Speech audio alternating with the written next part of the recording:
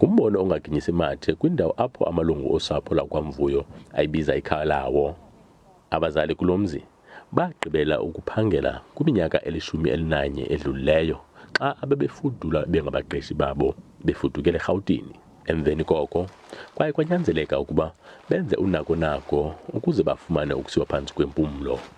Ikamva lithande ukuba mfiliba kweli khaya nanjengoko kubantwana bane emnye jwi osesikolweni, nto leyo inokuba ngunobangela ukuchasela kwesidima nangakumbi kweli khaya. Asinandawo yohlala apha endlini. Indlu yam yaye yatsha ngo-2017.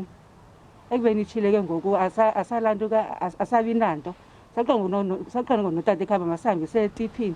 Saye etipini ke apho ke sigqitheze khona sifumane loo nto, ezo nto zilahlwayo. Iinkokheli zasekuhlaleni zityhola abasemagunyeni ngokungathatheli ngqalelo iimfuno zabantu. Iinzame esizenzayo apha siye sifuna udibana nalaa mntu asimvotele ukhansile. Sicele kuye kunzima ke umfumana ukhansile wethu oko savotayo apho. Uba nengxaki xa funeke simbizele apha athi ndiyeza angazasabele. Urhulumente uthi uza kuthumela iqela ukuya kuhlola imeko yeli khaya, ukanti ukwamemelele naseluntwini ukuba lugcine iinkcukacha zongenelelo lamagosa akarhulumente. Ngokuqinisekileyo siza kuthumela isigidimi esiza kuqupha ukuya kuphendla imeko yolusapho. Akukho mntu ke obekumele uburusha ukutya enkunkumeni.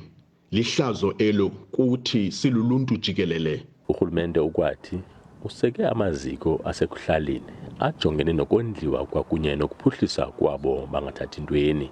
Xolani Sichinga, kwindawo ze-SABC, eTyutyu Village.